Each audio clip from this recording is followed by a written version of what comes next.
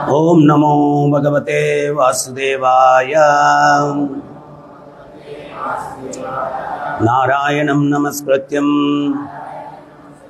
नरं चैव नरोत्तमं देवीं सरस्वतीं व्यासं ततो जयमुदीरये। नस्तप्रायेषु भद्रेषु नित्यं भागवत सेवया भगवतीरुत्तम श्लोके भक्तिर्भवति नैष्टिकी। हे कृष्ण करुणा सिंधो दीनबंधो जगत्पते गोपेश गोपिका कांता राधा कांता नमोस्तुते। तप्त कांचन गौरांगी राधे वृंदावनेश्वरी वृषभानुसुते देवी प्रणमामि हरिप्रिये। वाञ्छाकल्पतरुभ्यस्य कृपा सिन्धुभ्य एव च पतितानां पावनेभ्यो वैष्णवेभ्यो नमो नमः। हरे कृष्णा।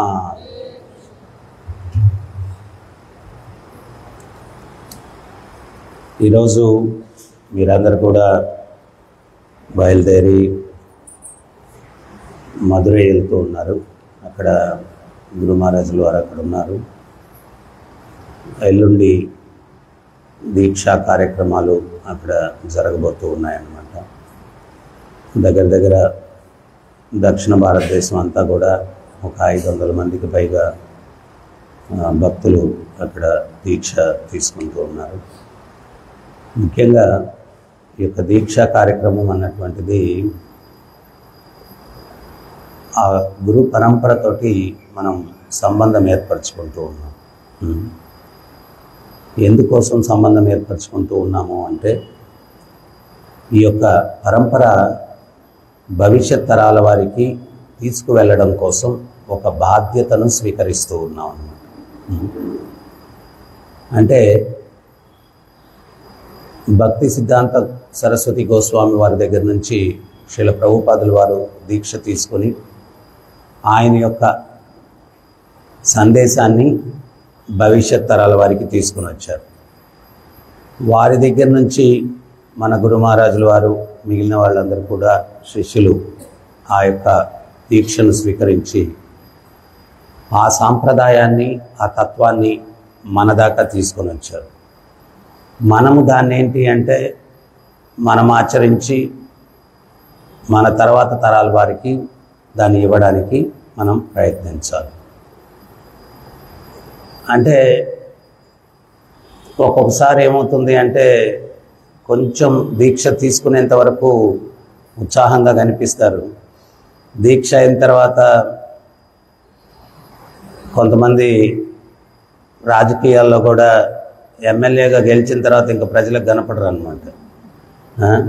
ఏముంది పదవి వచ్చేసింది కదా ఇంకా అయిపోయిందిలే అని చెప్పి అదే ధోరణిలో మనం కూడా ఇంకా దీక్ష తీసుకున్న తర్వాత భక్తులకి భగవంతుడికి కనిపించకుండా భగవంతుణ్ణి భక్తుడిని కూడా విరహంలో పెట్టేసి ఈ భక్తుడు ఎప్పుడు వస్తాడా అన్నట్టుగా అట్లా మనం ఉండకూడదన్నమాట.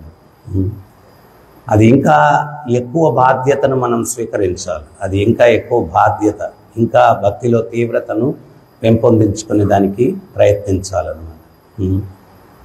అది ఇప్పుడు మనం చరిత్రలో చూసినట్లయితే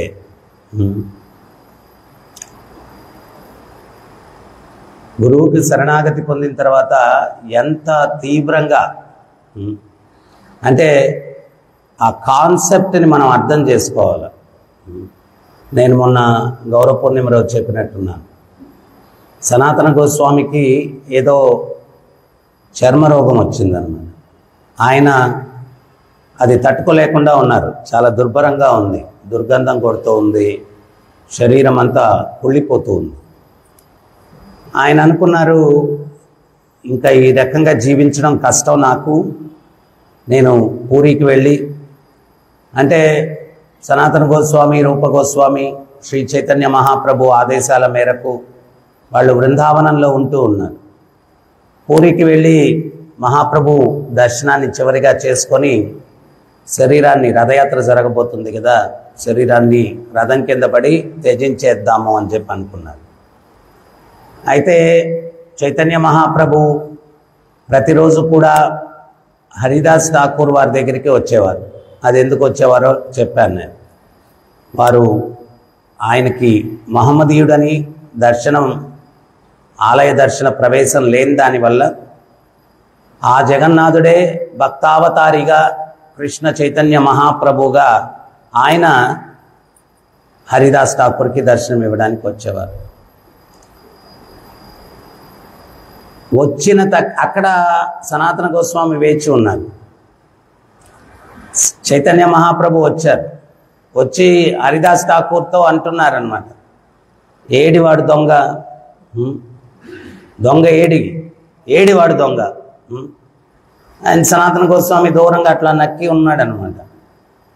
దొంగ దొంగ దొంగ అన్నాడు. అంటే ఈయనకు వణుకొచ్చేసింది. ఏం అపరాధం చేశానో నేను, దొంగ దొంగ అంటున్నాడు మహాప్రభు. దగ్గరకు వస్తుంటే, స్వామి నేను అంటరాని వాడిని, శరీరం దుర్గంధం కొడుతుంది, దయచేసి నాకు దగ్గర రావద్దు అంటున్నారు. కానీ మహాప్రభు ఏం చేశారు, దగ్గరికి వెళ్ళి గట్టిగా ఆలింగనం చేసుకున్నారు. మహాప్రభు యొక్క స్పర్శతోటి సనాతన గోస్వామికి ఉన్నటువంటి ఆ చర్మరోగం తొలగిపోయింది. ఒక దేవతా స్వరూపంలాగా మారిపోయారు. తర్వాత దొంగ దొంగ అన్నప్పుడు, ఎందుకు స్వామి నన్ను నక్కంగా సంబోధిస్తున్నారు దొంగ అన్నాడు. అప్పుడు చైతన్య మహాప్రభు చెప్పారు, ఇది ప్రతి శిష్యుడు అర్థం చేసుకోవాల్సినటువంటి సత్యం. ఏంటది అంటే, నువ్వు మరి దొంగ కాకపోతే ఎవరు?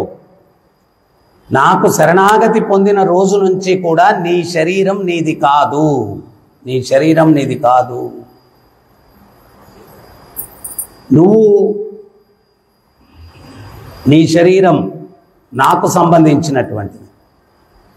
నాకు సంబంధించినటువంటి వస్తువును నా అనుమతి లేకుండా నువ్వేదో చేయాలనుకున్నప్పుడు మరి నువ్వు దొంగగాక ఇంకెవరు అవుతావు అన్నాడు. నాకు సంబంధించిన వస్తువును నా అనుమతి లేకుండా నువ్వు ఏదో చేయాలనుకున్నావు, ఆత్మార్పణ చేసుకోవాలి, ఆత్మహత్య చేసుకోవాలనుకున్నావు, అటువంటిప్పుడు నువ్వు దొంగగాకేమవుతావు నువ్వు? అంటే దీన్ని బట్టి మనం అర్థం చేసుకోవాల్సింది ఏంటి అంటే, మనం దీక్షితులమైన తర్వాత ఈ యొక్క శరీరం, మనసా వాచా కర్మణ ప్రతిదీ కూడా గురువుకు సంబంధించినటువంటిది.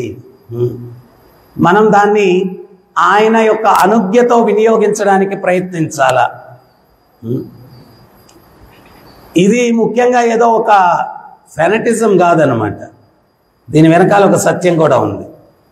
మనం దీక్ష తీసుకున్నంత మాత్రాన మనం పరిపూర్ణలం అయిపోయాం భక్తిలో అనేదానికి అవకాశం లేదు. ప్రభుపాద చెప్పినట్టు స్పిరిచువల్ హాస్పిటల్లో మనం ఫుల్ టైం పేషెంట్గా మనం అడ్మిట్ అయ్యాం. సో అడ్మిట్ అయినప్పుడు డాక్టర్స్ ఏంటి అంటే ఫ్రీడమ్ ఉండదు. డైటు గీటు అన్నీ కూడా వాళ్ళే ఇస్తారు, ట్రీట్మెంట్ కూడా వాళ్ళే ఇస్తారు అన్నమాట. ఈ పేషెంట్ ఇష్టం వచ్చినట్టు ఏదంటే తినడానికి లేదు. ఇప్పుడంటే కొంచెం ఫ్రీడమ్ వచ్చింది. మేము చిన్నప్పుడైతే ఏదన్నా అనారోగ్యం వస్తే మనం పత్యాలు చాలా చెప్పేవాళ్ళు. సో ఇవన్నీ కూడా కంట్రోల్ ఉంటుంది. ఎందువల్ల కంట్రోల్ ఉంటుంది? అవన్నీ ఆ రోగం కుదరడం కోసం కంట్రోల్ ఉంటుంది. ఇప్పుడు ఎవరన్నా షుగర్ పేషెంట్ హాస్పిటల్లో జాయిన్ అయ్యాడు, డాక్టర్ స్ట్రిక్ట్గా చెప్తాడు ఏం స్వీట్ తీసుకోకూడదు అని. ఆయనకి 4 కట్ట కొట్టుకుంటూ ఉంటుంది.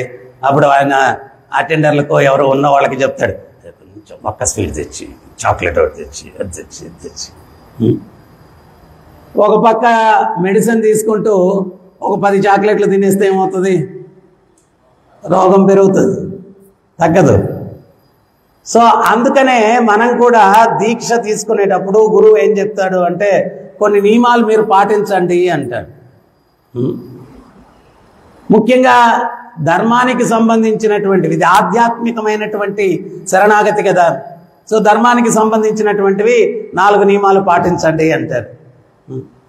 ఎప్పుడైతే మనం హరే కృష్ణ మంత్రం చేస్తూ దీక్ష తీసుకొని ఆ నియమాలు పాటించకపోతే షుగర్ పేషెంట్ షుగర్ తిన్నట్టు మళ్ళా రోగం పెరిగిపోద్ది, అంతే కదా. ప్రభు షుగర్ రోగంతోనే ఎందుకు అంత పోల్చుకున్నారంటే నాకుంది కాబట్టి ఈజీగా చెప్పచ్చు. సో ఈ రకంగా అవన్నీ కూడా చేస్తే ఉపయోగం లేదు.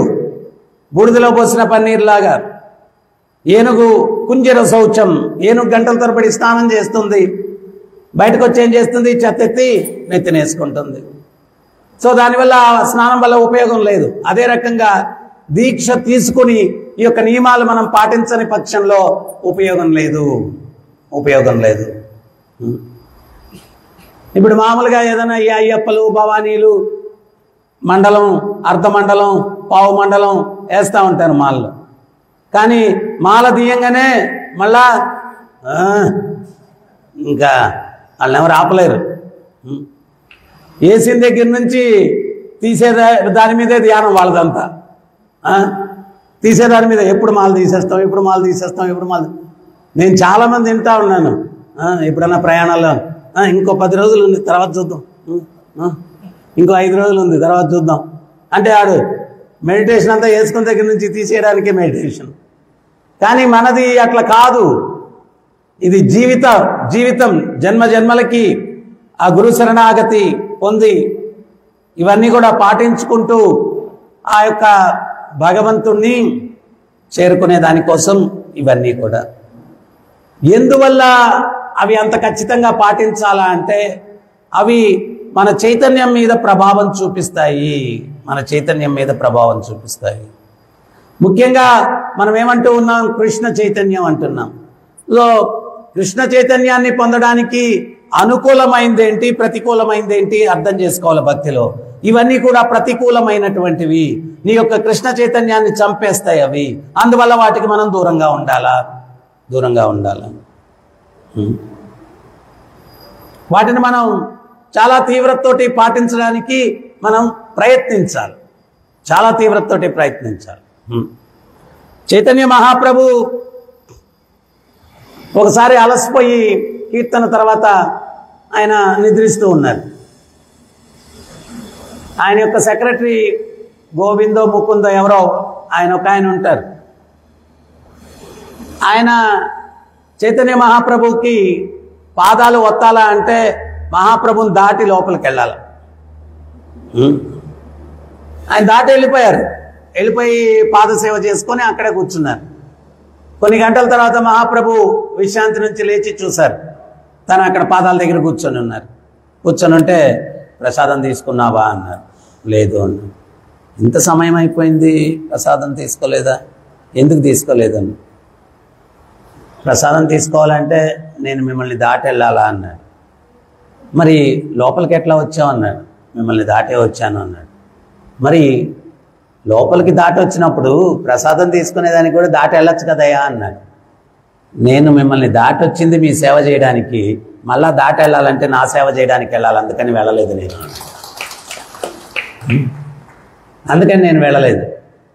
మీ సేవ చేయడానికి దాటి వచ్చాను, మళ్ళీ నేను బయటకు వెళ్ళాలంటే నా సేవ చేసుకునేదానికి.